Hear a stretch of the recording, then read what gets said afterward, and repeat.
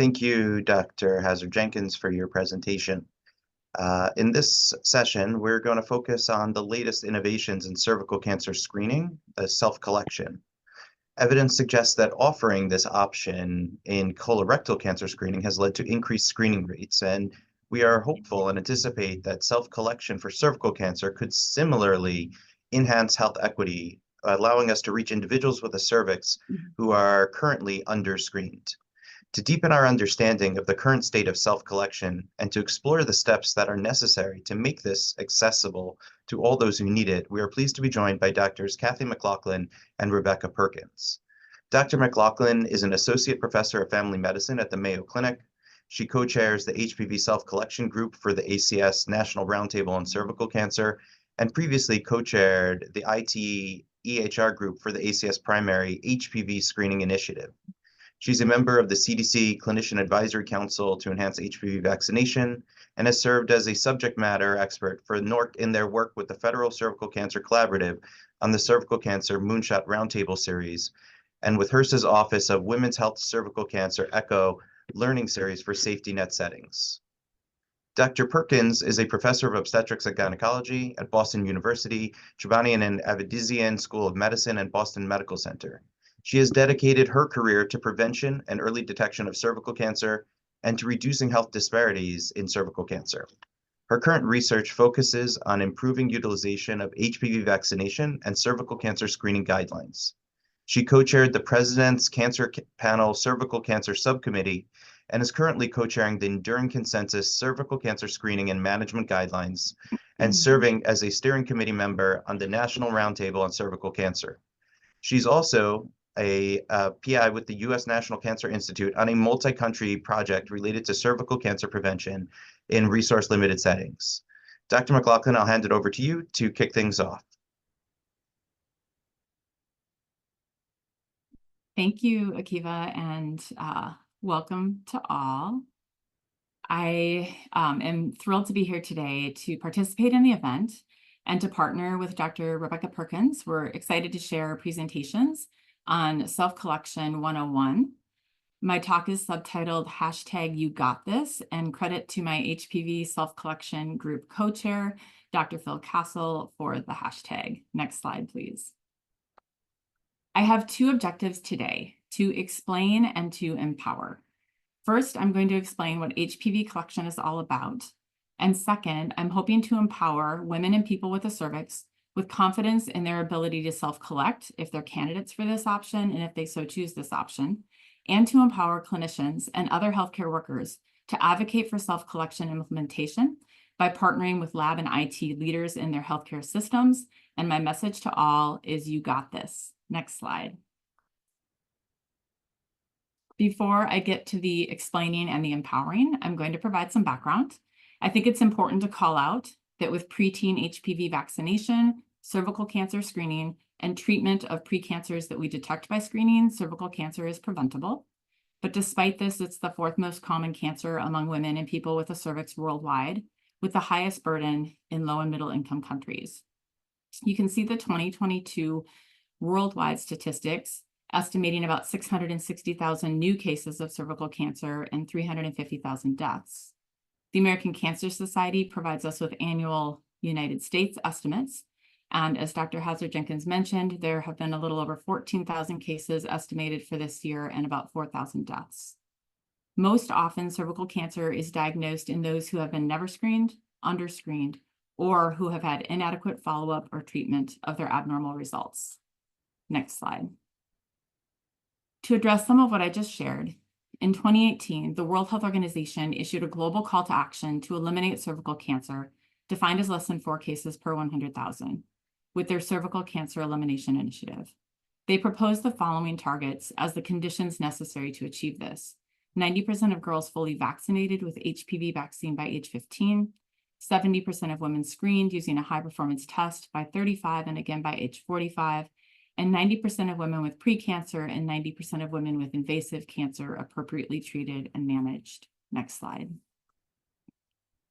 Closer to home, also in 2018, the American Cancer Society kicked off Mission HPV Cancer Free, a public health campaign to eliminate or near eliminate HPV attributable cancers, starting with cervical cancer.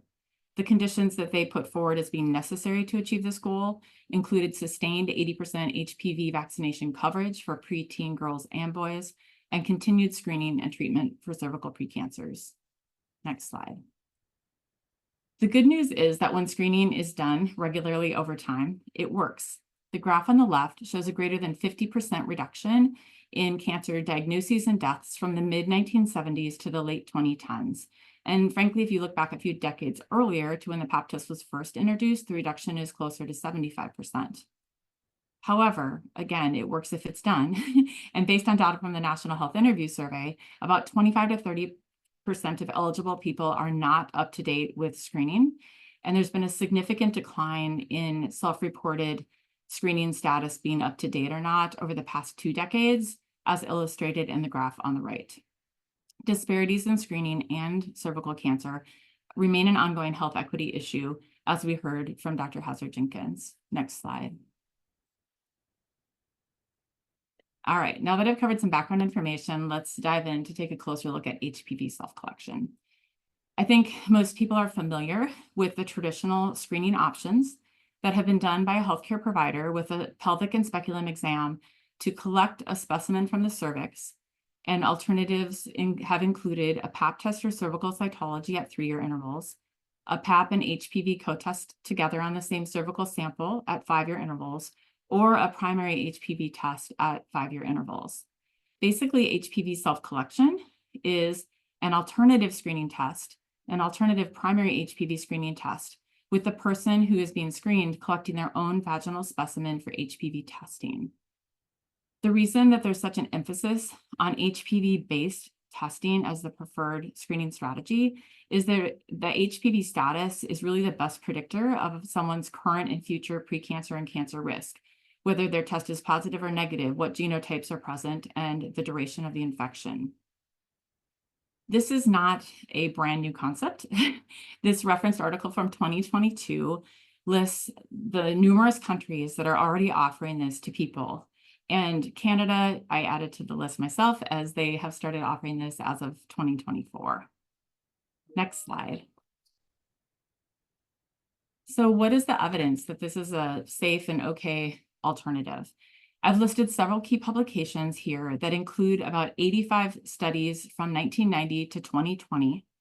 And the bottom line is that meta-analyses of data from these observational and randomized trials shows that self-collected HPV testing, specifically using a PCR-based HPV DNA assay, has higher sensitivity than cytology and comparable sensitivity to a clinician-collected cervical specimen for HPV testing to detect CIN23+ or cervical precancer, and that there is high percentage agreement with clinician-collected cervical specimens and self-collected HPV vaginal specimens for the HPV test results.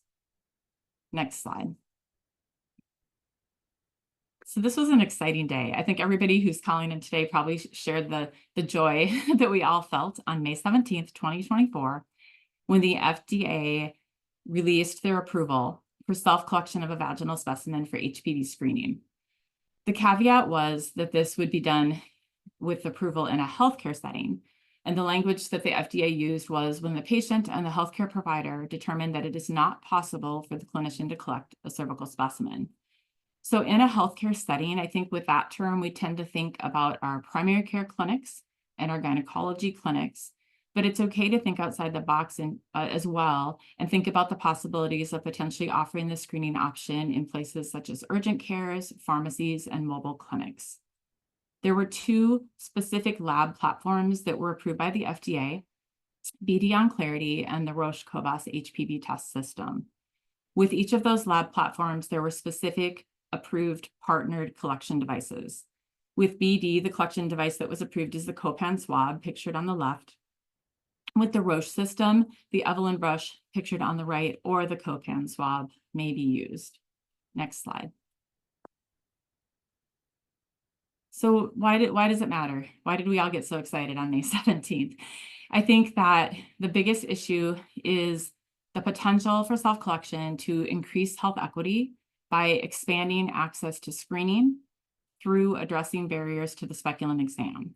And I've listed some examples here that I think, maybe we can think about as people ourselves who might need screening, or in my case, as a family medicine clinician, and based on the literature as well, these are reported barriers to having a speculum exam. It might look like a physical challenge or a mobility issue for getting on the table. It might be discomfort or a bad past experience with a speculum exam that keeps people from returning for repeat screening.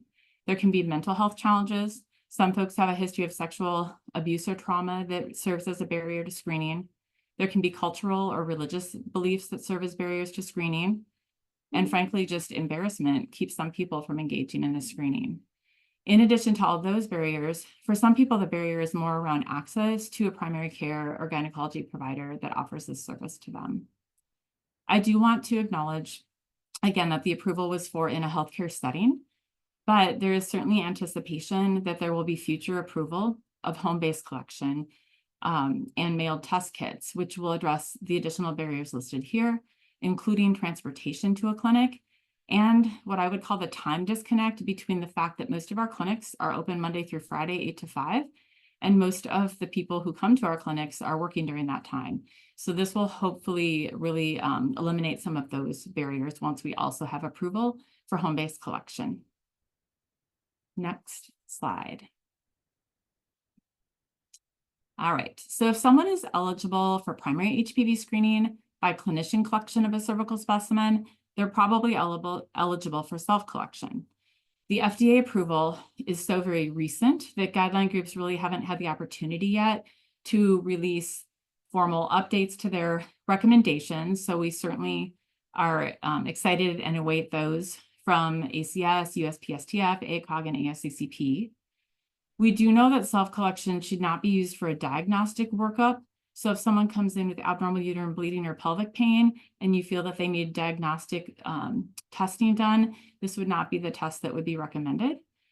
If they are otherwise asymptomatic, but just happen to have menstrual bleeding or have used a vaginal product in the past couple days before their visit, they could have the opportunity to return for a later collection, but it wouldn't be recommended on that day. And again, I want to emphasize that we are really trying to focus our efforts on those who are never screened or underscreened to really address that health equity issue. Next slide.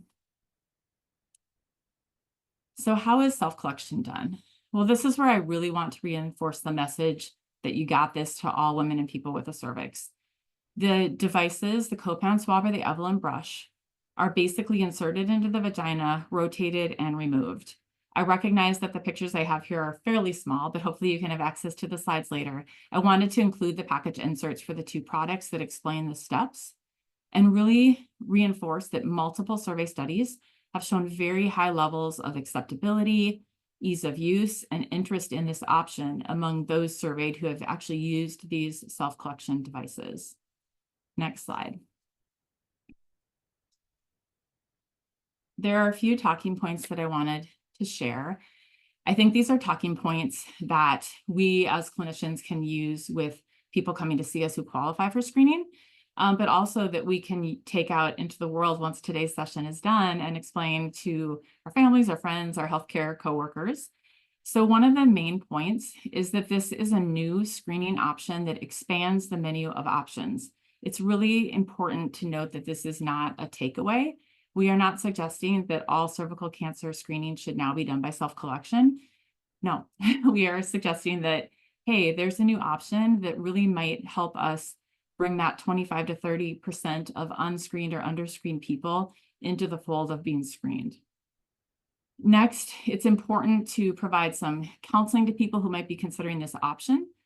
First, to let them know how ubiquitous HPV is, and that we would probably anticipate about 10% of people, so 10 out of 100, to test positive for HPV on primary HPV testing with a clinician collection or by self-collection. The difference is that the clinician collected cervical specimen can be used to run a reflex cytology, PAP, or dual stain test if needed to help guide management of HPV results that are not 16/18, but rather other HPV. But with the self-collected vaginal specimen, you do not have the capacity to have your lab run that reflex test.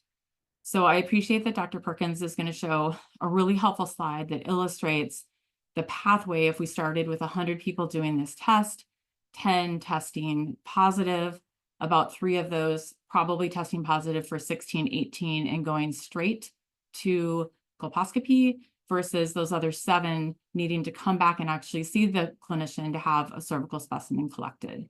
So she will go into that further, and I think that will be really helpful for all of us in that regard. All right, next slide.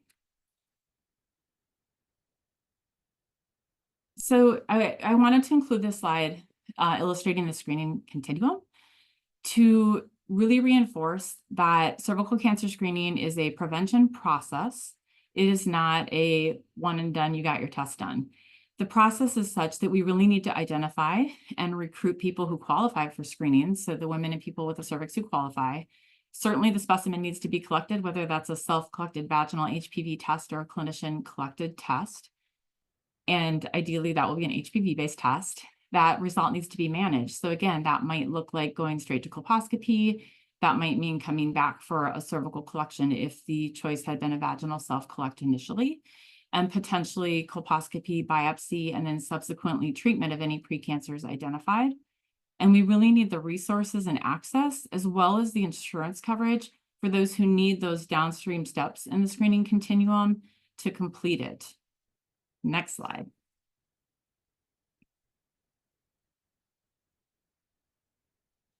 All right, excuse me. This slide was one out of order from what I expected, so let me change my notes. Okay, so this is a slide that was provided by Dr. Saha Sra-Bude from the NCI. He's the principal investigator of the SHIP trial, the self-collection for HPV testing to improve cervical cancer prevention. And I just wanted to highlight some of the key points of this really important trial and let you know that the pilot phase of this trial was launched in June, and the main phase is expected to be launched in September with BD and Roche. So really great things about this study. It's a multi-center study. And essentially the goal is to compare HPV testing by self-collected versus clinician-collected samples, both for accuracy in terms of detecting precancer and agreement between sample types.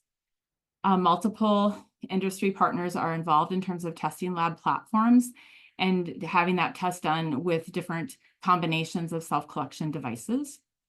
They are going to be integrating this with FDA regulatory pathways to generate evidence to support both pre- and post-approval requirements.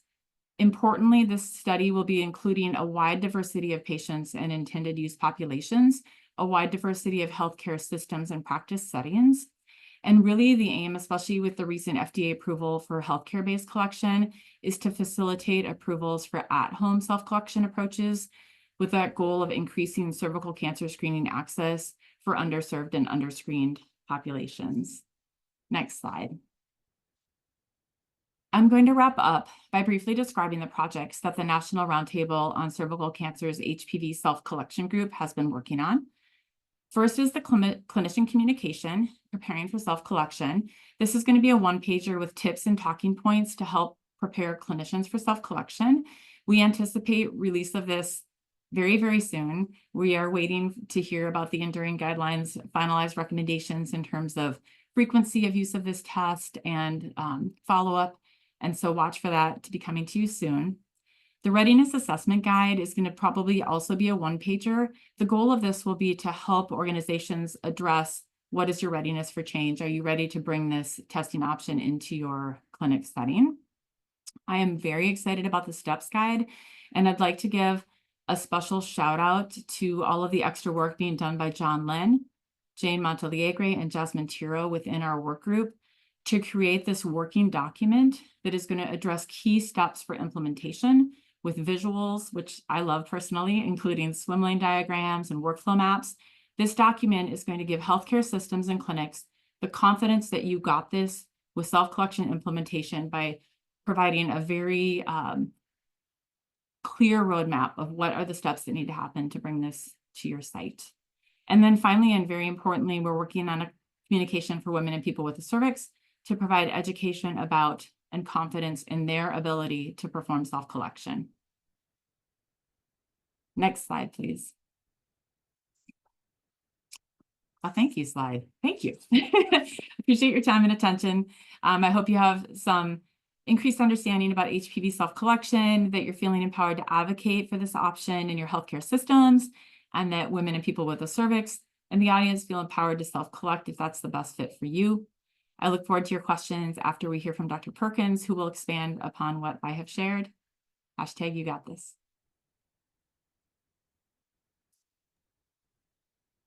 I just want to let folks know that we will take your questions that are in the Q&A and in the chat after Dr. Perkins is done. Thank you. Thank you so much, Kathy. That was great. And I've been watching the questions in the chat, and some of my presentation will be answering some of them. So I'll take the next slide, please. Next slide, please. Thank you. So I wanted to just go into a little more detail on the differences between clinician-collected cervical samples and patient-collected vaginal samples. So when the clinician is collecting a cervical sample, usually with the Pap smear, they are visualizing the cervix, they can see if there are any lesions, and they are sampling the transformation zone. When the patient collects a vaginal specimen, there is no visualization of the cervix or collection of cervical cells. This is testing for an HPV infection. And it's very, very sensitive because it uses a PCR-based test. So if there's HPV anywhere in the cervix or vagina, and cervical cells that are infected are typically constantly exfoliating, so you can sort of pick HPV up in the vagina, the PCR test will amplify that signal. So even if there's only a tiny little bit there, you will find it. Next slide, please. And so the workflows are a little bit different because when you have a clinician collected cervical sample, you also have cervical cells. So you can run a Pap test or a dual stain right off of that sample.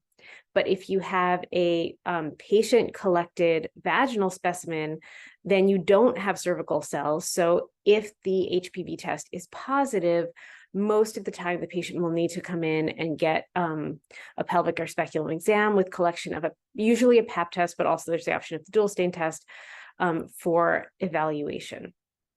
Next slide, please. So when you have the clinician collected sample, this is what everyone's familiar with. The patient comes in, the clinician puts in the speculum, they visualize the cervix, they take the sample of cells, it goes into the medium that goes to the laboratory, and then the lab will run an HPV test. And if the HPV test is positive, they will run a Pap test or a dual stain.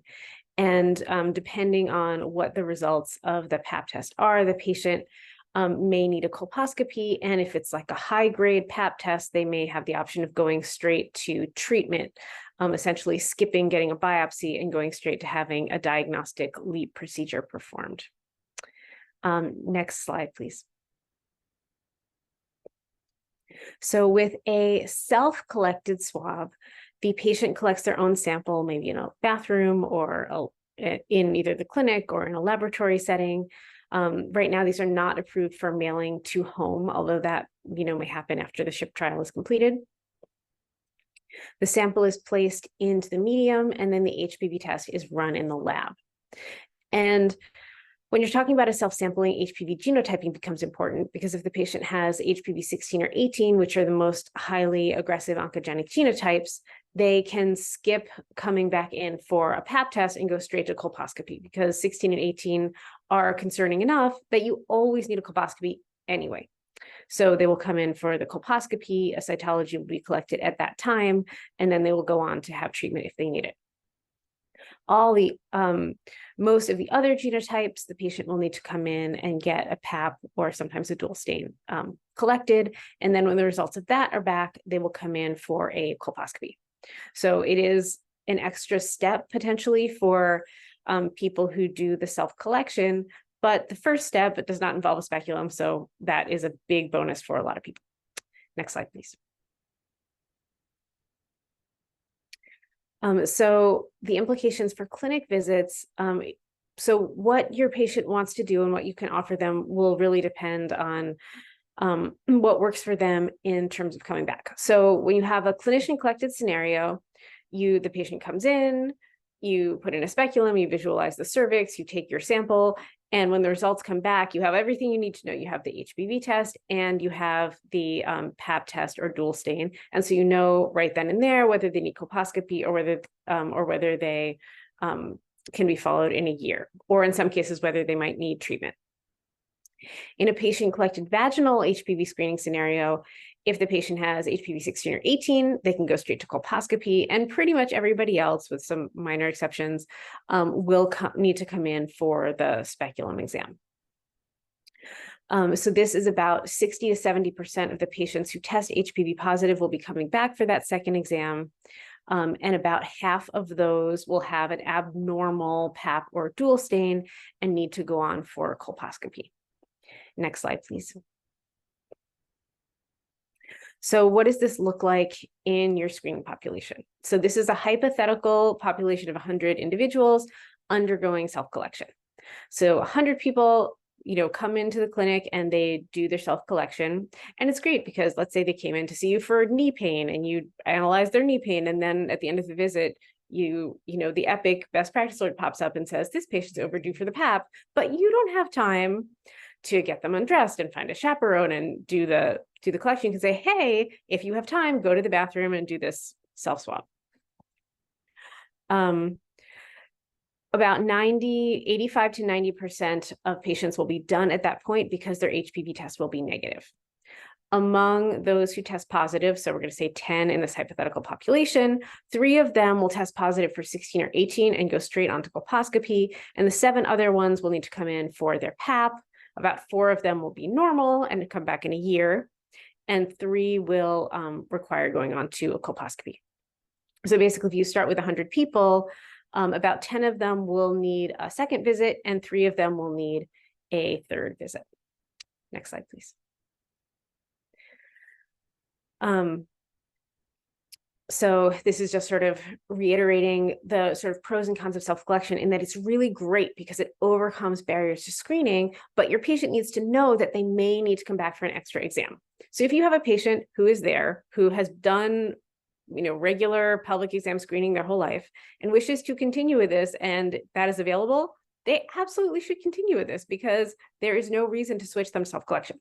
On the other hand, self-collection can overcome a lot of barriers, including patient discomfort, including time pressure, including, oh my gosh, you're here for something else, but look, this is overdue. Do you want to just get this done with today so you don't have to come back and make another appointment? So in all those scenarios, it can be very helpful, but the patient does need to have the expectation that they may need to come back to get the Pap test, and then the clinic needs to institute tracking, because this is something that hasn't been tracked before, because it used to come back as one result where you'd have the HPV and the Pap. Now you're going to get the HPV and you're going to have to call them to come in and get the Pap if it's positive. So there will need to be new workflows that, as Kathy said, are not that hard.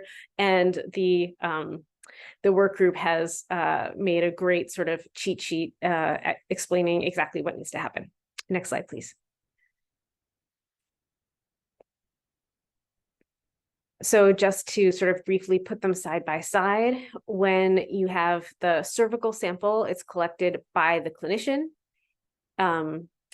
It needs to be done in the clinic. It cannot be done at home. A speculum is always used, and you can perform HPV with genotyping if that's available, as well as the Pap test and a dual stain test if that's what you're using.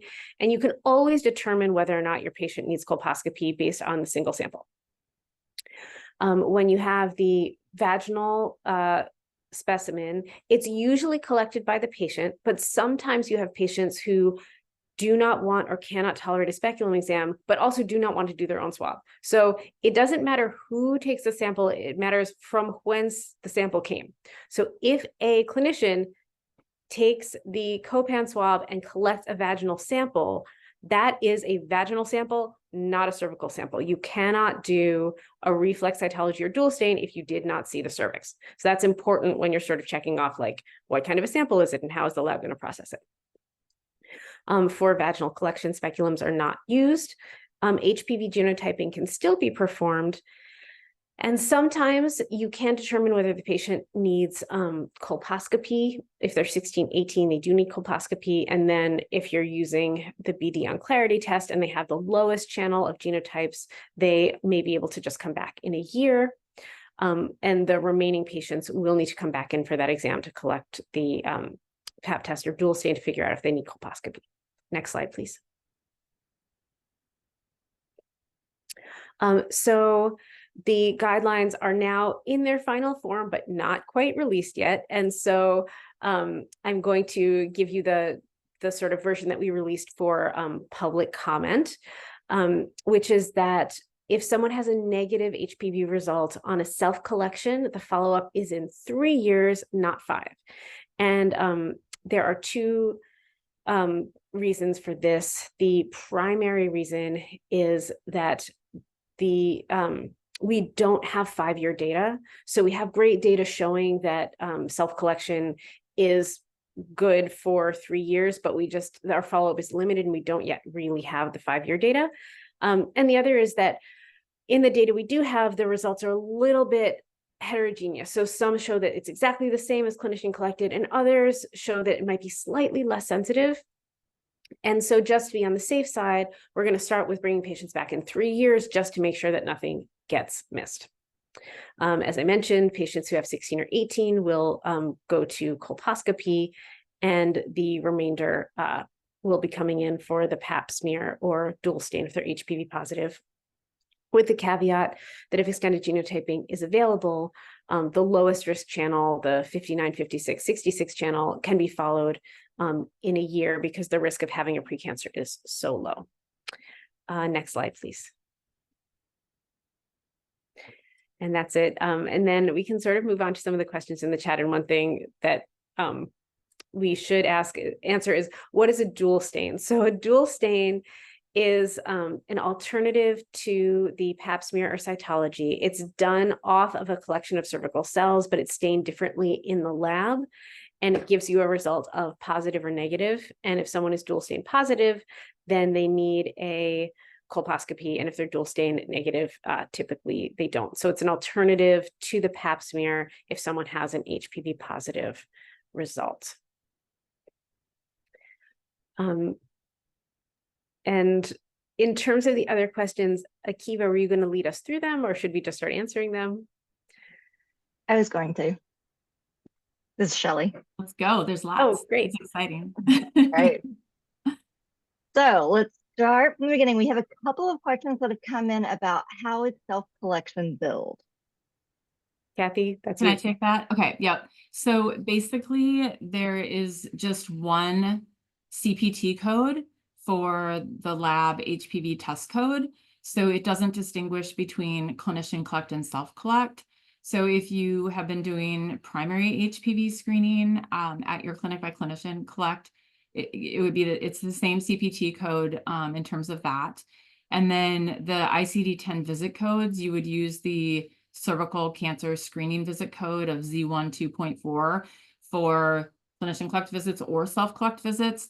Really want to make the point, if that person has the other 12 HPV and they have to come back to see you for a clinician collect after vaginal self-collect, you should still use that cervical cancer screening visit code. You should not go into a diagnostic code. You are still on the screening continuum, and you need that cytology to add to help determine your management.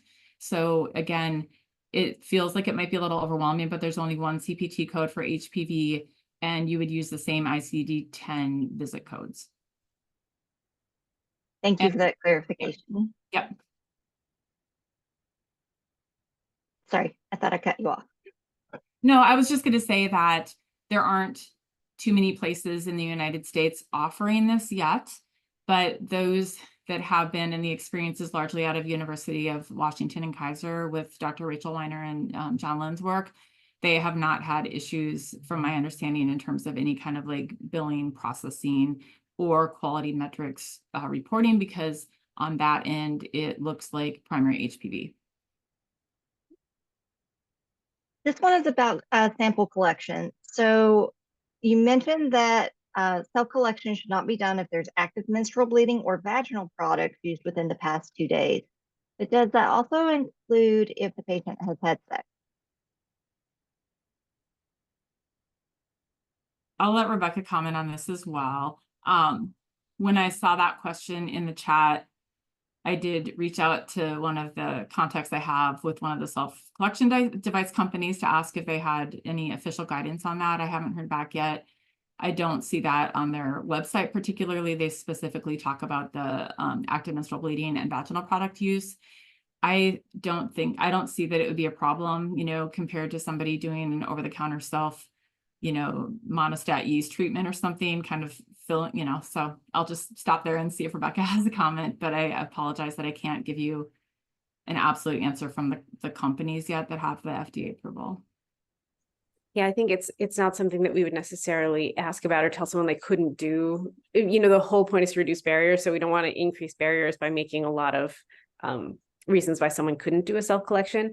On the other hand, if someone recently had sex and self-collection is positive, it potentially could be not an HPV infection that they have, but an HPV deposit from their partner, which may or may not turn into an infection. So you could have a sort of false positive in that scenario. On the other hand, if it's a long-term partner, they're probably going to get or have the HPV anyway. So, and if they're negative, it is helpful because the labs will report invalid or unsatisfactory, just like they would for cytology. Thank you. That helps to clarify that. Mm-hmm. We did mention that self-collection is currently being done in a clinical setting, but it's only being done in a few places. How are we tracking who is currently offering self-collection? I am not aware of any national level tracking system for that. I don't know, Rebecca, if you are. We did a survey with the College of American Pathology looking at what tests different laboratories were offering. However, that survey was done in 2023, so self-collection was not an option. But we did look at labs, at what proportion of labs had primary HPV tests available. So I think that's going to be a very quickly moving target because it seems like there's very high demand for a self-collected test. So my guess is, you know, and we also, you know, it just was approved in May. The companies like BD, I think, is going to have their paperwork ready in September, and Roche is going to have their paperwork ready later in the fall. And then we have to have the guidelines out. So I would expect a lot of movement in terms of people being able to offer this in late 2024 and through 2025. Can I just add, I just heard back from my contact at the self-collection device company, and recent sexual intercourse with a male partner is not a contraindication, or female partner. So we have a couple of questions that have come through about the collection tool. When you use the collection tool, is it then added to a thin prep file? And if so, how do you indicate that it's self-collection for the lab? yeah, do you mind if I start on this one? I would love for you to answer that. And I think part of the confusion may have been I used whatever pictures I could find to illustrate the concepts, which probably was not the appropriate combination of medium and collection devices. So for that, I apologize. All good. Okay, so ultimately, a thin prep file needs to be involved. And there are some slight differences between the self-collection devices. So the BD instructions for use, my understanding is that they are allowing a dry swab transport to your lab. And then the lab staff would be the ones swishing the swab in the thin prep and then running it in that way.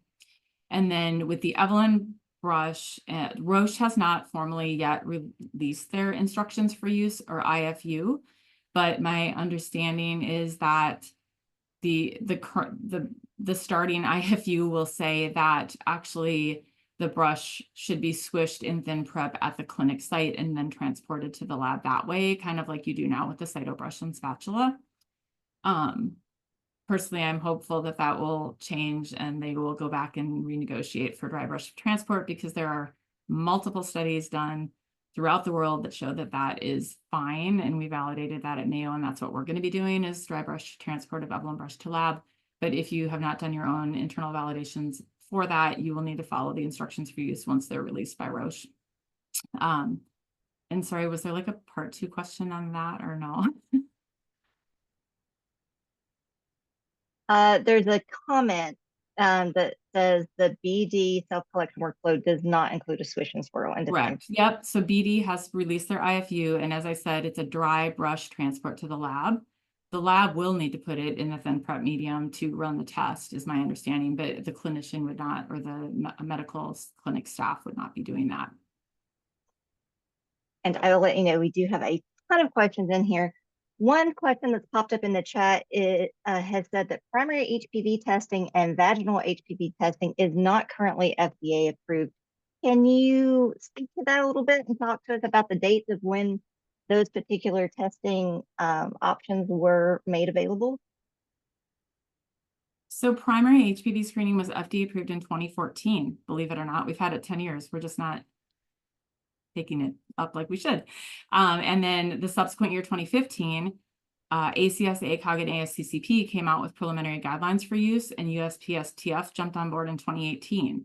So since 2018, all of the guideline groups have supported the primary HPV screening option. They vary slightly in at what age we could start using it, 25 for ACS and 30 for the other groups. But that's been around a long time. And then, as we mentioned earlier, self-collection vaginal HPV for cervical cancer screening was approved May 17th, 2024 for use in a healthcare setting. And are there any screening contraindications, such as family history or past positive results?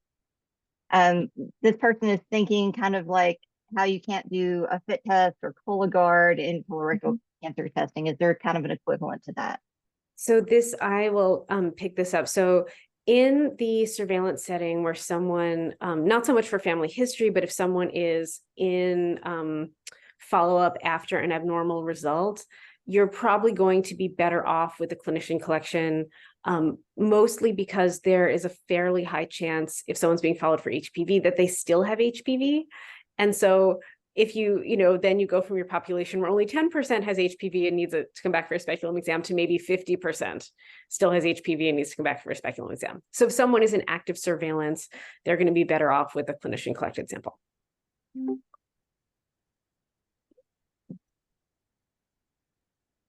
There's a question here about, should we contact our lab contracts to see if they offer self-swabs? Absolutely. So the first question you need to know is, do you have access to BD on Clarity or Roche, right? Cobas, because those are the 2 lab platforms that are approved. If your lab has one of those 2 lab platforms, there is no reason that they should not be able to add and offer this. The challenge comes for the clinical practices that have lab contracts with groups that do not have one of those 2 FDA approved lab platforms. If you are currently able to order primary HPV by clinician collection, then you have one of those 2 lab platforms likely, other than Abbott. Alinity has the primary HPV indication for clinician collected cervical, but not yet the indication for vaginal self-collect. So really that's where the conversation needs to begin. Is this even an option here? If it is, that STEPS guide will really help walk you through what needs to happen after that. If it's not, it's a trickier situation, but I think there's hope, and with advocacy and coming together with stakeholders at your institution or healthcare system, this can be pushed forward. The other potential option is the use of reference labs who will be, offering this. So. And one of the main reasons we did ask in the survey with the College of American Pathology, why labs who didn't offer primary HPV testing were not offering it. And one of the main reasons was lack of demand. So if you want to have this, calling up your lab and saying, hey, I want this, do you have it, is a critical first step in terms of them actually offering it, because they don't want to set the whole workflow up if they won't then have it be used. We also had a question on here about, do you have any idea of when self-collection at home is going to be available? You can consider going to Dr. Vick's roundtable this afternoon to learn more about the SHIP trial. And there were several questions about, are you aware of self-collection happening in other places? I would say, yes, we do know the SHIP trial is going on. And so there's places, several places that are starting to do self-collection trials. So that would be a, Yep. a We'll be positive offering there. it at Mayo Clinic soon. The only hang up is the Epic order button. So that's an important consideration, again, is partnering with your IT and EHR folks at your place of work, because there needs to be a unique lab test code created. And anyone who has an electronic health record knows how frustrating that can be to get in line for a change in Epic.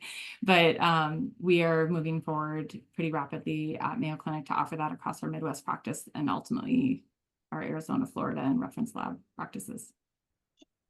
I have a few more questions. One is, any recommendations for pregnant women? Is it okay to use self-collection for women who are pregnant or not? Let Rebecca take that one. And I can share my opinion. I was going to say, I think we discussed this in there. They didn't do the studies in it, so it isn't really indicated, but there's no reason to think it wouldn't work. But right now, it would not be dangerous, because frankly, you're inserting at a lesser depth than you would be putting a speculum in, and it's not touching the cervix. So.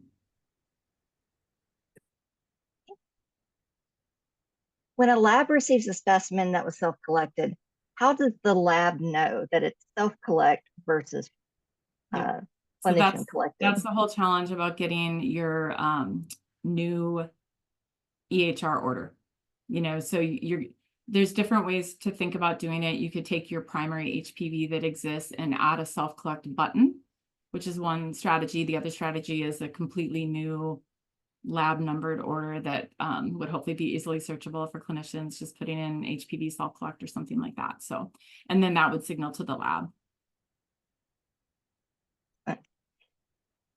There's a thank you to the speakers for presenting this very informative information. And they ask, have you looked into the possibility of having volunteer patient navigators or staff patient navigator type roles to help shepherd this incredible initiative?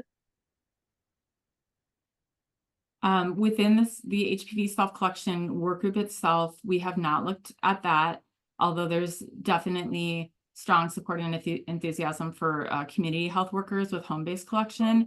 And certainly the patient navigator, model could be really helpful. If I can just briefly share what we're planning to do at Mayo. I work in a residency clinic and our screening rates are much lower, but every day we huddle each half day and through pre-charting could identify folks who are long overdue or never screened.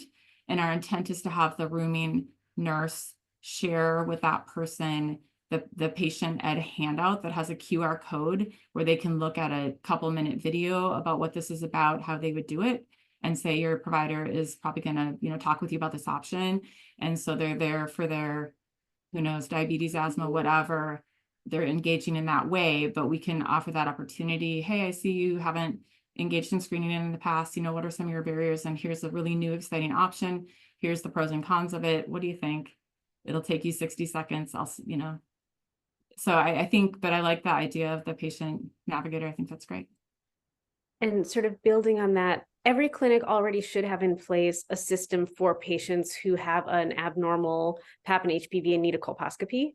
So this would just be an added part of that workflow. So if they have a navigator who's doing that, a nurse who's doing that, a population health person who's doing that, whoever is owning that workflow of the patients who are HPV positive with abnormal PAPs and need a colposcopy or need to be tracked to come back in a year, this is simply another one of those things that's HPV positive self-collect needs to come in for a PAP.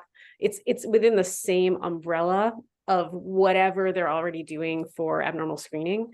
So yes, it would definitely be a navigator, a nurse, a population health person, whoever is already doing that would just be sort of adding in this additional workflow for the self-collect. And we have a question about the IDC-10 and lab code. One, if they're the same as what's currently being used, how would one know the difference between, self-collect repeat in 3 years and clinician collect in 5 years, assuming a normal result? Yep. So that's a really important part of the implementation process as well. And that will be outlined in the steps guide. You need to ensure that when your lab result talks to your health maintenance or whatever it's called in your system, that there is an identifier that will change that from 3 to 5 years. I don't think that's going to be a huge challenge. I mean, we're adding new tests all the time or doing new things and have to kind of redo that build to make sure that they connect. But that's a big part of the process, is ensuring that you have ordered it as self-collect, so that in the chart under, infection or pathology or wherever you're going to have your HPV primary results, it would say self-collect vaginal on there, and that would prompt. I'm not a huge computer person, just a little bit of one, but that would interface so that you would know that you would get the best practice advisory or health maintenance notification. So that's a very important consideration. You don't want to forget about that, and you'll see that featured in the steps guide. We have a question about the FDA approved platforms for HPV testing, and if they include a DNA control. Many patients may not be honest about lubricant use, so a result of negative wouldn't be helpful if the presence of DNA is not validated. It is validated for all of the ones that are approved for primary HPV or self-collection. Yeah. So you may have, if you're using primary HPV in your practice, I've gotten results before that say invalid HPV, or even as part of a co-test, right? So that means, okay, we can't count that one, got to do it again.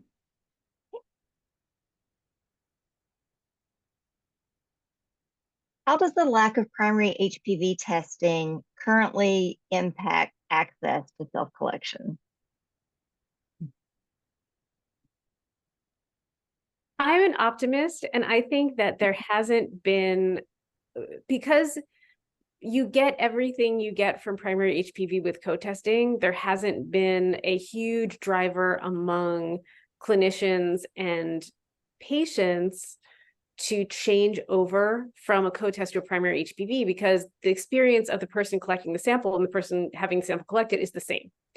On the other hand, when you have a difference between having a speculum exam or self-sampling in the bathroom, that is a big change for many people, an extremely positive change that they are going to want. And so I think we're going to see a lot more changeover to primary HPV driven by people's desire for self-sampling compared to what we had when it was primary HPV compared to co-testing. But I am an optimist, so I don't know how you feel, Kathy. Yeah, well, what I'd like to share is that what was really impactful for me in terms of embracing primary HPV was a study done out of Kaiser Permanente of Northern California. They followed about 1 million women over 9 years, and they looked at what the incidence was of precancer or cancer 1, 3, and 5 years after a negative baseline test. And if you look at the risk of CIN3 5 years after a negative HPV, it's 0.14%. And after a negative co-test is 0.11%. Okay, so that made me feel like, okay, because it's hard, I think, for us to let go of the PAP as our primary screening modality. But those tests, the HPV and co-test, they were very close in terms of their negative predictive value, which was very high. And frankly, they were both better, much better than cytology at 3-year intervals, which we all feel pretty comfortable with. So just a plug for primary HPV in that way.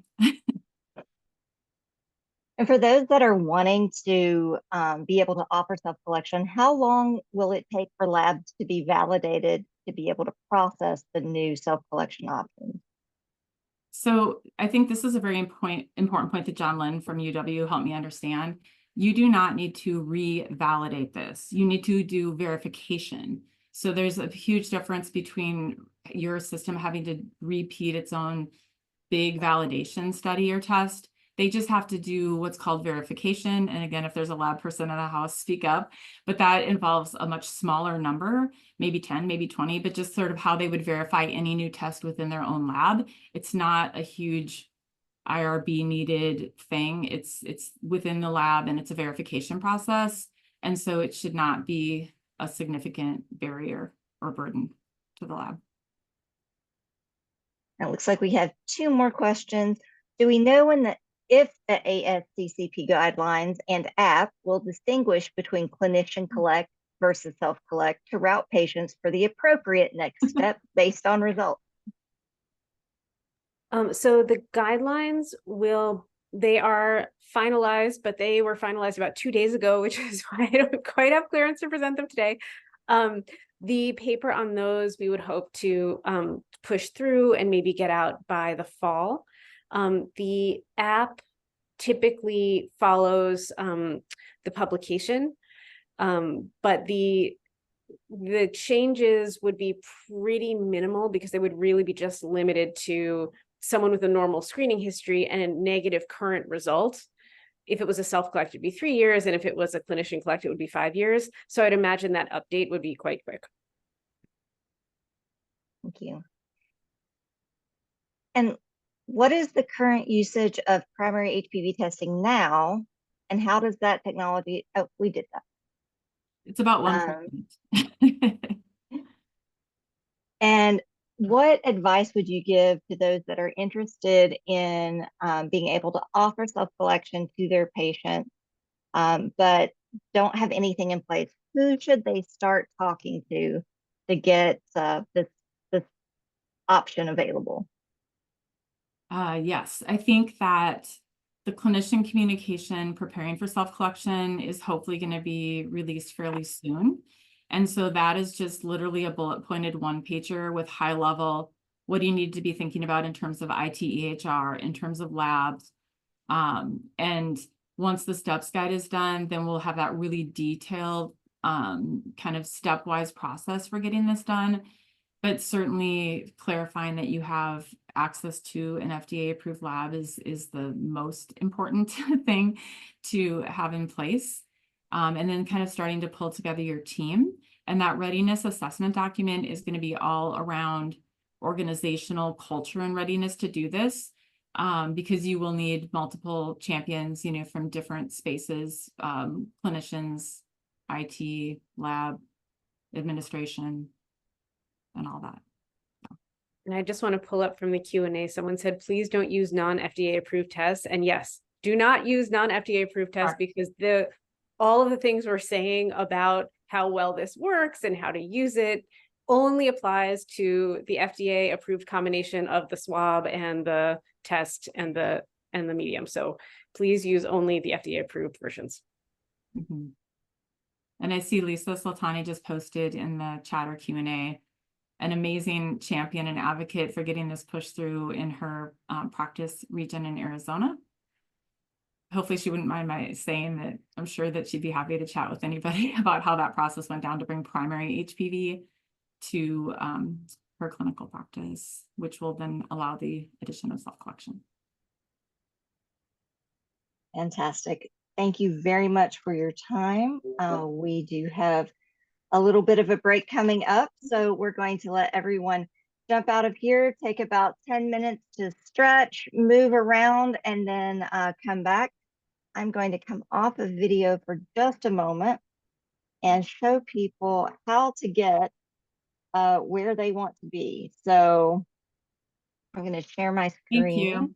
Hashtag you got this.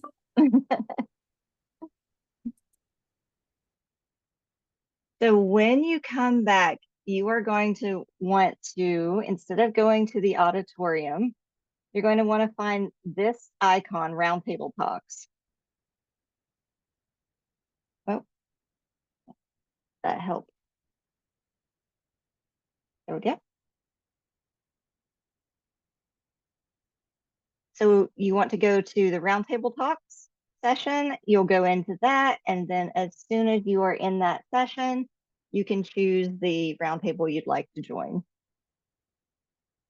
Those roundtables will open up just before the session starts. So take a few moments and we will see you at 10 minutes after.